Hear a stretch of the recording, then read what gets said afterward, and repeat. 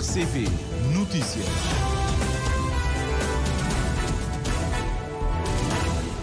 Estimado amigo ouvinte da Rádio de Cabo Verde, boa noite, já são 19 horas. Seja bem-vindo ao Jornal da Noite da Rádio de Cabo Verde. Vamos conhecer os títulos dos principais assuntos a serem abordados. O número de casos confirmados de dengue ultrapassa as 300 após a atualização dos dados facultados hoje. O Ministro das Finanças assegura que a fatura eletrónica veio para ficar e quem não cumprir será sancionado. O Presidente da República pede reconhecimento e mais beijos para as Forças Armadas de Cabo Verde. Escola de Samba arranca preparativos para o desfile do dia 12 em Mindelo. O Presidente do Grupo reclama do pouco tempo disponível. O Tribunal Internacional de Justiça realiza primeiras audiências no processo de genocídio movido contra Israel pela África do Sul.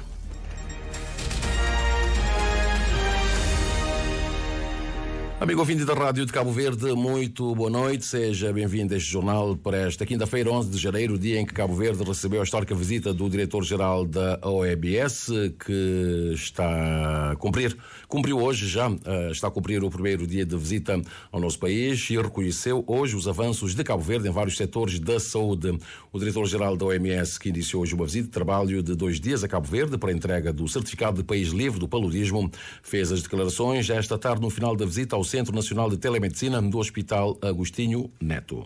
Cabo Verde is making good progress, very good progress, and many good indicators. Cabo Verde tem conseguido bons progressos no setor da saúde, com bons indicadores, nomeadamente na mortalidade materno-infantil, na melhoria dos serviços prestados à população e principalmente no combate ao paludismo, e sobre isso só falo amanhã. Here, especially for the success of Cabo Verde on malaria. Maybe you will have all the information tomorrow. Yes. Still confidential now, yeah? Of course. Yes, so... Amanhã, o responsável da OMS vai participar na cerimónia de anúncio oficial do resultado da candidatura de Cabo Verde como país livre do paludismo, a ter lugar no período da manhã na Assembleia Nacional, seguido de uma conferência de imprensa com a participação do primeiro-ministro José Ulisses Correa e Silva. O diretor-geral da OMS vai manter encontro amanhã sexta-feira com a Ministra da Saúde e também com o primeiro-ministro, como aqui já fizemos referência, por além do Presidente da República, José Maria Neves. E os casos da dengue em Cabo Verde ultrapassou as 300, de acordo com os últimos dados disponibilizados pela Diretora Nacional da Saúde, que acredita que o número de casos está a diminuir dia após dia. Ângela Gomes avançou que a redução se deve à forte campanha antivectorial que as autoridades sanitárias, com a colaboração de instituições municipais, têm desenvolvido no combate aos casos que têm afetado ao país nos últimos meses, conforme o Oscar Monteiro. Em todo o país registaram 8 casos hoje suspeitos, 4 na praia e 4 na cidade de São Filipe, no Fogo, entre os quais 6 foram confirmados. A Diretora Nacional de Saúde garantiu que a tendência da epidemia da dengue no país está em curva decrescente, graças aos esforços da sociedade. Hoje, especificamente, a praia e São Filipe tiveram o mesmo número de casos novos, que são 4 cada. Mas este número tem sido a reduzir gradualmente e acreditamos que esse já é um declínio da epidemia em Cabo Verde. Desde o início, a cidade de São Filipe, na Ilha do Fogo, tem assumido como o epicentro da epidemia, tendo no pico mais alto, em média, 10 casos diários notificados. Mas neste momento já há uma tendência, uma redução gradual nas últimas 5 semanas, pelo que acreditamos com todas as intervenções, os reforços de luta antivetorial e sensibilização da população, as campanhas que foram feitas, os reforços a nível de recursos humanos, também técnicos, profissionais de saúde, e no próprio diagnóstico está a surtir o efeito que esperamos, que a tendência agora é só diminuir. Ângela Gomes aproveitou para fazer o ponto de situação da dengue em Cabo Verde. No boletim diário de hoje o país registrou mais 8 casos suspeitos notificados, sendo 6 destes confirmados e tendo 2 casos hospitalizados. Esses são dados de hoje. Mas o acumulado desde o início da epidemia, o país já conta com 599 casos notificados, entre eles 301 casos confirmados e 0 óbitos. A epidemia da dengue no país na tendência decrescente, conforme disse a Rádio Cabo Verde, a Diretora Nacional da Saúde, Ângela Gomes. No Parlamento, o vice-primeiro-ministro, que é também titular da pasta das Finanças, disse hoje que a faturação eletrónica veio para ficar e que apela a todos por o cumprimento da medida, sob pena dos incumpridores serem sancionados. Olavo Correia fez a afirmação no Parlamento quando respondia às perguntas dos deputados da primeira sessão plenária do ano. O Eugênio Teixeira acompanhou os trabalhos e tem os pormenores. A aplicabilidade e a necessidade de flexibilização no que concerne a questão da faturação eletrónica, sobretudo para os comerciantes informais, foram colocadas pelas deputadas Dora Pires, da OCID, e Carla Lima, da bancada do PCV. Com a entrada em vigor da e-fatura, os operadores da intermediação mobiliária com residência em São Vicente passaram a pagar mais do que os outros. E isto vem sendo questionado. E nós gostaríamos de saber se o Governo pensa fazer uma lei que tenha a mesma aplicabilidade a nível nacional. O Governo está disposto, durante esse ano de 2024, tendo em conta que é o primeiro ano da obrigatoriedade, a ter flexibilidade, por um lado, e também ajudasse os pequenos e microempresários a passar por este processo sem muita dificuldade. O Ministro das Finanças manifestou abertura para ajudar lá onde for necessário, visando facilitar, sobretudo, os pequenos comerciantes a se adaptarem e aderirem ao processo. Olavo Correia avançou, no entanto, que a medida é fundamental e realçou que não haverá alternativa à faturação eletrónica, pelo que promete agir com a aplicação de coimas aos incumpridores. Não há alternativa à fatura eletrónica. Esse é ponto número 1. Ponto número 2, no quadro desta reforma, o Governo tem a obrigação de ajudar os micros pequenos para poderem também alinhar-se com essa reforma e lá onde houver alguns desvios, nós estaremos atentos. Mas a lei pode ser aplicada de igual forma em todo o território nacional. Está claro. Faço um apelo a todos os empresários que emitem a fatura eletrónica, que se não emitirem, vamos começar a aplicar coimas e infrações, porque o Governo precisa que nós possamos todos nos alinhar em relação a essa importante reforma. Temos de estar a contar com o contributo de muitos, mas alguns ainda temem em não alinhar-se com a fatura eletrónica. Mas posso-vos garantir que vamos ser implacáveis com aqueles que eventualmente possam não querer alinhar-se nessa estratégia. O deputado do PCV, Albertino Mota, quis saber da promessa feita pelo Governo para a construção de 3 estradas reivindicadas pelas populações de Santo Antão. Estrada de Caibros, Conselho de Ribeira Grande, estrada de acesso à Ribeira Fria e estrada de acesso à Ribeira dos Botes, no Conselho do Porto. Na altura, março de 2023, foi o próprio primeiro-ministro que afirmou à população que estava em crer que ainda em 2023 as mesmas seriam iniciadas. Para além das 3 estradas, o Ministro das Finanças disse que as obras do prometido Centro de Saúde da Ribeira das Patas será realidade brevemente. Dou garantia absoluta em como vamos ter o Centro de Saúde em Ribeira das Patas. Vamos iniciar a obra neste ano. É claro que com a pandemia da Covid-19 houve algumas alterações, mas o Governo está engajado, há financiamento garantido, há estudo pronto, os concursos já foram lançados e vamos ter, com fé em Deus, o Centro de Saúde da Ribeira das Patas. Não são as 3 estradas, Sr. Deputado. É para ontem. Nós estamos a trabalhar com a máxima urgência. Portanto, as equipes estão a trabalhar, o financiamento está garantido e, portanto, logo que possível e que todas as condições técnicas sejam reunidas, a obra irá avançar com a maior brevidade possível e com sentido de urgência. A deputada do MPD, Vanusa Barbosa, fez menção à necessidade do aumento da produtividade, tendo em vista o crescimento económico. Nesse sentido que eu questiono, quais são as reformas que estão em curso ou medidas concretas que o Ministério pretende tomar para melhorar a questão da produtividade e aumentar, consequentemente, o potencial de crescimento económico em Cabo Verde? Olavo Correia, Ministro das Finanças. Qualquer um que promete aumentar salários sem aumentar a produtividade está a conduzir o país para o descalabro. Por isso é que nós temos de colocar este tema no top da agenda pública. É um tema essencial. Deve envolver e mobilizar toda a nação cabo-verdiana. Desde logo, nós temos de mobilizar e melhorar o ambiente do negócio e o clima de investimento. Nos mais diversos domínios. Ao nível da fiscalidade, ao nível do financiamento, que foi aqui referenciado, ao nível da própria resposta da administração em termos de tempo de resposta, através de uma governação que deve ser cada vez mais digital, uma nação digital. Mas também através de um processo de qualificação permanente dos recursos humanos a todos os níveis, não só em qualidade, mas também em quantidade e em todas as ilhas de Cabo Verde. Eugênio Teixeira com o rescaldo daquilo que aconteceu esta tarde no Parlamento.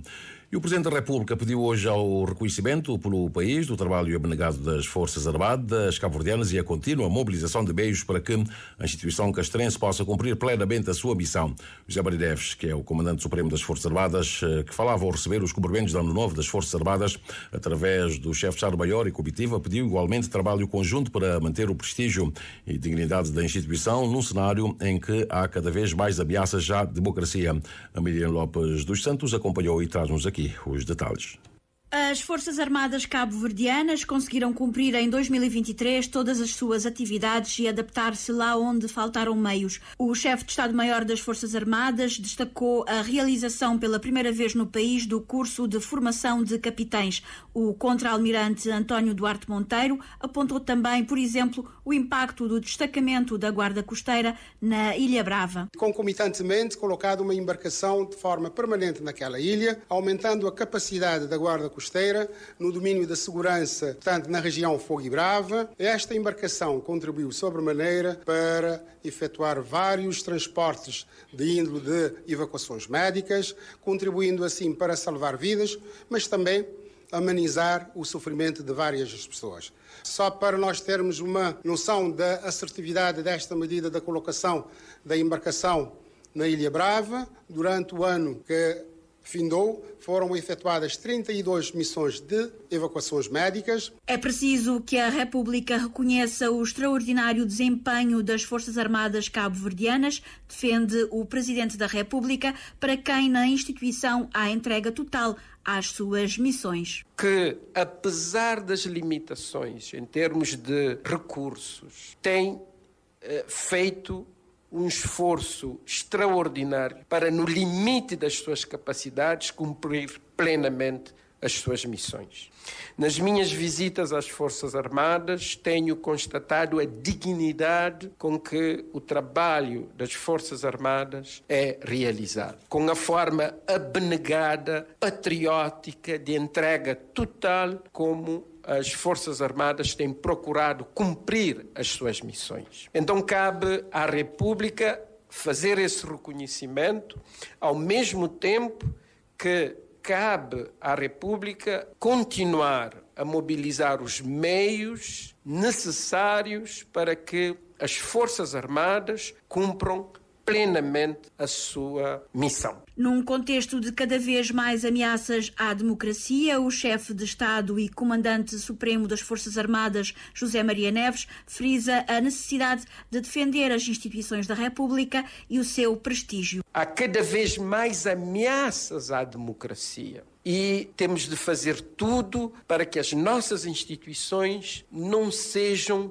corroídas, ou por negligência, ou por falta de investimentos que são necessários, ou por outras disputas que acabam por prejudicar o funcionamento global das instituições da República. E aqui é fundamental que todos, de mãos dadas, trabalhem no sentido de mantermos o prestígio e a dignidade das Forças Armadas republicanas cabo-verdianas. O mundo está cada vez mais perigoso e os seus impactos num pequeno estado insular como Cabo Verde aumentam, assim como a importância das Forças Armadas. O chefe de Estado apontou igualmente o empenho da instituição castrense na proteção da Zona Económica Exclusiva, no combate ao narcotráfico e terrorismo, na proteção do ambiente ou mesmo para a qualidade de vida das populações.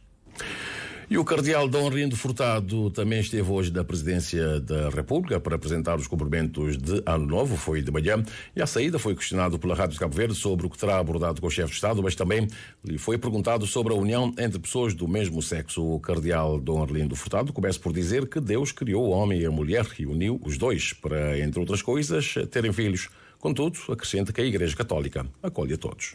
Em alguns casos, não é? E acontece, não é? Acontece a relação de casal, não é? Entre pessoas do mesmo sexo, mas isto não. A Igreja é sempre clara nesse aspecto. Deus criou o homem e a mulher e fez os dois, uniu-os em casal, em família, para serem felizes um com o outro e para gerarem filhos, educarem os filhos para a sociedade. E todo o conhecimento hoje que nós temos da psicologia e do psiquismo humano e mesmo na questão educacional, nós sabemos que o ser humano, tanto masculino como feminino que nasce, precisa de contributo estável do pai e da mãe para também o seu equilíbrio pessoal. Portanto, isto só fora de questão. Agora, a Igreja é a mãe de todos. acolhe a todos, e como na família, né? Há pessoas que são super, né? Com muitas qualidades, com muitas possibilidades, e há pessoas que são medianas, né? Em termos de qualidades humanas e faculdades até faculdade intelectual e tudo, e há outras pessoas que podem ter dificuldades, podem ser deficientes, e todos eles pertencem à família, né? A família é o cuidar de uns e de outros. A Igreja Católica, no caso, deve seguir a vontade de Deus e fazer como fez Jesus Cristo, que amparou a todos. E a Igreja tem como parâmetro a vontade de Deus. A vontade de Deus é revelada, sobretudo, por Jesus Cristo, né? Mas não é porque uns são muito santos e outros são muito pecadores que a Igreja se ocupa de santos e deixa os pecadores, né? Cristo não fez assim. Cristo é o bom pastor que vai à procura de todas as ovelhas, mesmo as que se perderam ou estão a correr o risco de serem, portanto, apanhados pelos lobos, para ajudar e para proteger na medida possível e acompanhar, e sobretudo tratando-se de pessoas humanas. A liberdade humana é fundamental, cada um tem que se assumir e apoiada, né? E nós não podemos obrigar as pessoas a seguir determinados parâmetros, determinado caminho, se não quiser, mas a Igreja tenta acompanhar, porque a Igreja é enviada a todos. O cardeal aconselha a leitura de um documento emanado do Vaticano sobre o assunto, documento que, na sua perspectiva, diz que o que ele acabou de dizer à Rádio de Cabo Verde, contudo, sugere a leitura na íntegra do mesmo para que cada um possa tirar suas conclusões. E o Presidente da República recebeu também na tarde de hoje os cumprimentos de Ano Novo da comunidade muçulmana em Cabo Verde. Paulo Vieira, que é porta-voz da instituição religiosa, diz ter levado ao chefe de Estado a preocupação com a violência e a necessidade de maior solidariedade social no país. A preocupação é na Cabo Verde para não viver na paz social, e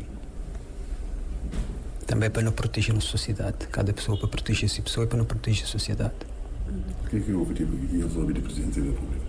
Não, fala de alguns temas, desejando bons anos de sucesso, de felicidade, de paz, de harmonia. E também não pode contar com ele. Está sempre pronto, ele é presidente de todos os cabo-verdianos, de todas as pessoas que vivem na Cabo Verde, porque ele é muito importante. Mas vocês trazem alguma preocupação especial em relação à sociedade cabo-verdiana? Sobre, mas que te preocupa a gente na Cabo Verde, tudo cabo-verdiano é esse problema de violência. Aquele que mais é principal. Se nunca tem paz social, nunca te pode viver na paz. Nós não ficamos tipo um refém dentro de nossa casa ou na rua. Então a preocupação é que tem paz, menos criminalidade, mais solidariedade social. A comunidade muçulmana em Cabo Verde pede uma maior proteção na sociedade para que haja paz social.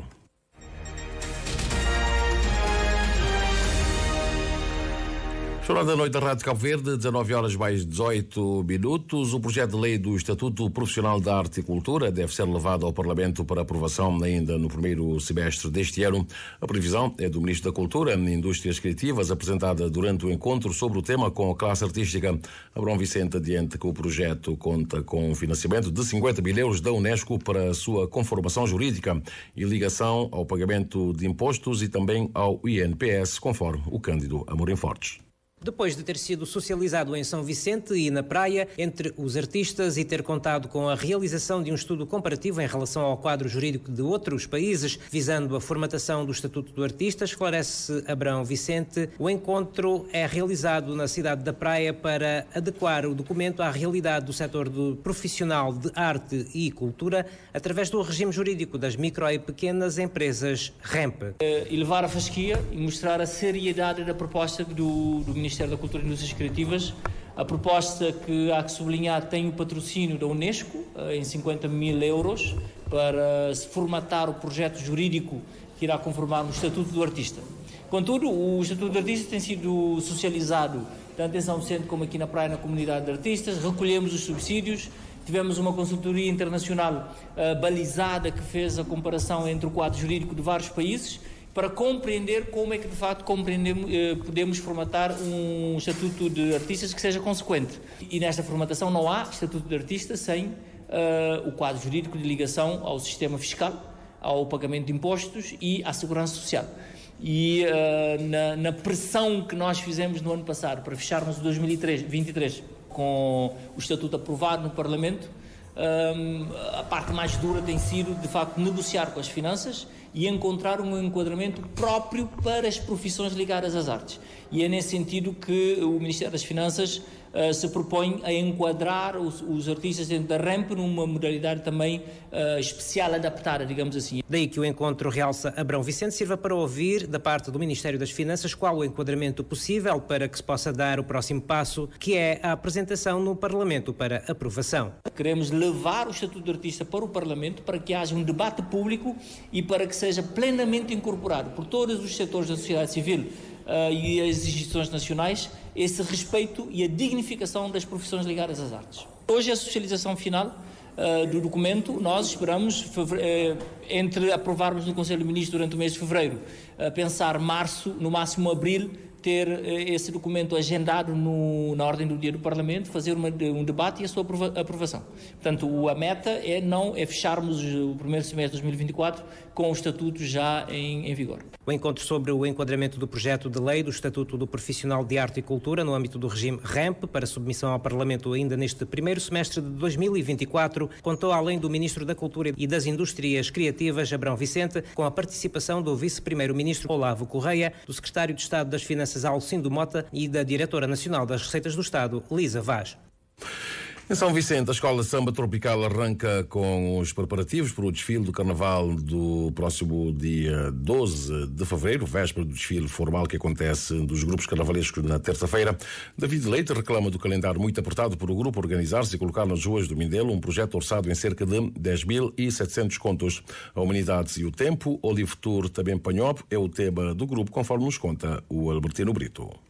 A Escola de Samba Tropical vai desfilar pelas ruas do Mindelo com cerca de 1.200 folhões e 21 alas, sendo que 2 são organizadas na diáspora, conforme avançou a RCV, David Leite, presidente do grupo. Nós temos um grupo da Holanda e nós temos um grupo dos Estados Unidos, que é 2 alas, mas não tem uma novidade. Nós temos 12 convidados. Nós temos um grupo nos Estados Unidos muito forte, muito dinâmico, e aquele grupo dos Estados Unidos tenta trazer um grupo de entidades americanas, tenta bem mayor de Pawtucket, tenta bem senadores, deputados. É um grupo de 12 pessoas que foi convidado para a Escola de Samba e já está confirmado sua presença. Está a chegar naquela sexta-feira antes de Carnaval, se não me engano, dia 9, que isto vem desfilar na Escola de Samba. Já com estaleiro montado e espaço para ensaios, Escola de Samba Tropical continua a enfrentar com problemas financeiros, segundo David Leite, que acredita para desfilar no Carnaval 2024 há certos itens que devem ficar claros. No mês T é que os habituais patrocinadores posicionar já desde fim de dezembro, já têm solicitação, já têm um projeto na mão, mas nunca tem nenhum posicionamento ainda. Principalmente o Ministério de Cultura, por exemplo. Nunca tem nenhum tipo de posicionamento do Ministério de Cultura, nunca saber o orçamento que está disponível para esse ano. A direção executiva de Ligoc ainda que informa-nos sobre isso. É fundamental não saber qual é que é verbas que está destinado de entidades públicas, portanto, Câmara Municipal e Ministério de Cultura é que está disponível. Sem isso, não quer saber até que ponto não está a conseguir sair com aquele projeto previsto para 2024. Em relação à Câmara, já não receber 2 tranches que está a corresponder a 20% do nosso orçamento. Só que não quer saber o que é o orçamento que a Câmara tem disponível. Portanto, não quer saber se tem mais, não se quer saber se ficar só por isso que não receber. Mas a Câmara não saber que tem tido um papel fundamental. Sem a Câmara que existe Carnaval na São Vicente. A única coisa que nós, na questão grinha assim, é falta de comunicação. Nunca tem comunicação, nunca tem informações de chegar a nós. Escola de Samba Tropical arranca com preparativos do Carnaval 2024, este ano com o tema A Humanidade e o Tempo. Olhe Futuro também Panhop, num projeto que ronda os 10.700 contos. E a Câmara Municipal do Tarrafal, aqui em Santiago, e a Fundação Amílcar Cabral promovem uma exposição para enfatizar a figura de Amílcar Cabral, uma exposição que se enquadra nas festividades do Santo Amaro e que termina no próximo dia 17. O presidente da Fundação, Pedro Pires, marca presença no evento. Domingos Sanches conta-nos os detalhes. O município do Tarrafal acolhe a exposição fotográfica Amílcar Cabral, uma vida de luta pela liberdade, evento que dá início a várias atividades agendadas para celebrar o centenário de Amílcar Cabral. Aqui está o símbolo da resistência à opressão colonial, que é o presídio de Tarrafal. Celebram-se também 50 anos do encerramento do presídio do Tarrafal. Foi uma imposição da população, dos militantes cabo-verdianos e particularmente da Ilha de Santiago, que aconteceu no dia 1 de maio de 1974. Uma vitória política que completa 50 anos e que deve ser celebrada com pompa e circunstância, assegurou o presidente da Fundação Amílcar Cabral, que, questionado se Tarrafal não devia ser escolhido para ser o palco de realização de ato central das celebrações do centenário, Pires deixa transparecer o sorriso. A nossa ideia é descentralizar, mas você está a ver a importância que eu dou a isso, estou cá nessa inauguração. O ato central será na praia, em princípio, sob a presidência do Presidente da República. Tá? Mas, de toda maneira, esse é o ato inaugural para as várias celebrações que terão lugar durante o ano, aqui na Ilha de Santiago, mas também em todas as outras ilhas. O vereador do Pelouro de Turismo, Projeto e Cooperação explica que a exposição que decorre na cidade do Tarrafal valoriza o legado de Amílcar Cabral, neste que é o primeiro ato de centenário. É a oportunidade de trazer para a população de Tarrafal, para os jovens, os estudantes, imagens desta exposição fotográfica sobre a vida de Amílcar Cabral e todo o percurso da luta pela independência.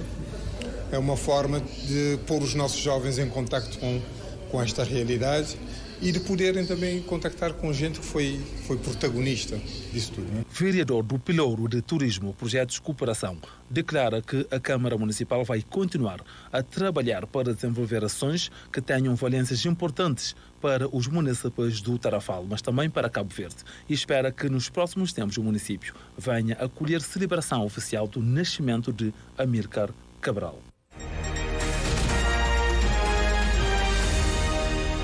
9h27, duas notas para fecharmos este jornal. O Tribunal Internacional de Justiça realiza esta semana as primeiras audiências no processo de genocídio movido contra Israel pela África do Sul, que exige ao governo de Netanyahu que pare as operações de combate em Gaza. A audiência agendada para hoje e também amanhã sexta-feira é muito importante para Israel, que pela primeira vez, após décadas de boicote a este órgão jurisdicional da ONU, aceitou defender-se perante 15 juízes eleitos em Haia. A África do Sul apresentou o caso ao Tribunal Internacional de Justiça no final de dezembro, alegando que Israel se tinha envolvido em atos genocidas em Gaza e pedindo que o tribunal aprovasse uma medida provisória que obrigue as forças de defesa israelitas a cessar as operações que têm sido mortíferas. Segundo a África do Sul, Israel terá violado as suas obrigações no âmbito da Convenção sobre o Genocídio. Israel negou a acusação da África do Sul com repugnância, classificando-a como sem fundamento e anunciando que vai defender-se em tribunal, uma decisão que tornará mais difícil para o governo israelita afastar qualquer possível condenação. O Brasil, por sua vez, anunciou hoje o apoio à denúncia internacional da África do Sul contra Israel por genocídio, que será analisada a partir desta quinta-feira pelo Tribunal Internacional de Justiça em Haia. O presidente brasileiro Luiz Inácio Lula da Silva manifestou o seu apoio após um encontro com o embaixador da Palestina, afirmando que o Brasil apoia a iniciativa da África do Sul de acionar o Tribunal de Justiça para que determine que Israel cesse imediatamente todos os atos e medidas que possam constituir genocídio ou crimes relacionados nos termos da Convenção para a Prevenção e Repressão do Crime de Genocídio, indicou a diplomacia brasileira em comunicado. O Brasil manifestou uma vez mais a defesa da solução de dois Estados, com um Estado palestiniano economicamente viável, convivendo lado a lado com Israel, em paz e segurança, dentro de fronteiras mutuamente acordadas e internacionalmente reconhecidas, que incluem a faixa de Gaza e a Cisjordânia, tendo Jerusalém Oriental como sua capital. Na mesma nota, a diplomacia brasileira frisou que Lula da Silva reforçou a condenação dos ataques terroristas do Hamas no dia 7 de outubro, mas reiterou que tais atos não justificam o uso indiscriminado, recorrente e desproporcional da força por parte de Israel contra civis. A guerra na faixa de Gaza tem registrado uma média superior a 250 mortes por dia, um número que, segundo afirmou hoje a organização não-governamental Oxfam Intermon, não tem precedentes em qualquer outro conflito do século XXI. Segundo um relatório da organização, nem mesmo o conflito da Síria, com 96,5 mortes por dia, chega de perto dos números da ofensiva israelita em curso na faixa de Gaza, desencadeada pelo ataque do movimento islamita palestiniano Hamas a 7 de outubro e que visou o sul de Israel. Para se ter uma ideia da mortandade na faixa de Gaza, o documento da Oxfam Intermon cita também os conflitos no Sudão, com uma média de 51,6 mortes por dia, no Iraque com 50,8 mortes por dia, na Ucrânia 43,9, Afeganistão 23,8 mortes por dia, Iêmen 15,5 mortes por dia. Na faixa de Gaza, neste momento, uma média superior a 250 mortes por dia. A ONG recorda também que a vida de milhares de pessoas no enclave palestiniano está em perigo devido à fome, doenças e frio, tendo em conta que mais de 1,9 milhões de pessoas foram forçados a abandonar as suas casas, principalmente para procurar refúgio na zona sul de Gaza, perto da fronteira com o Egito. Atualmente, o enclave recebe apenas 10% da ajuda alimentar de que necessita. A diretora da Oxfam para o Médio Oriente diz não entender como a comunidade internacional continua a assistir ao desenrolar do conflito mais mortal do século XXI, enquanto bloqueia continuamente os apelos a um cessar-fogo. Alcançamos já no Equador da hora 19, aliás, ultrapassamos, já temos 19 horas mais 31 minutos. É o final deste jornal. Muito obrigado pela sua companhia e pela sua preferência. Boa noite, amanhã estaremos de volta. Fique bem.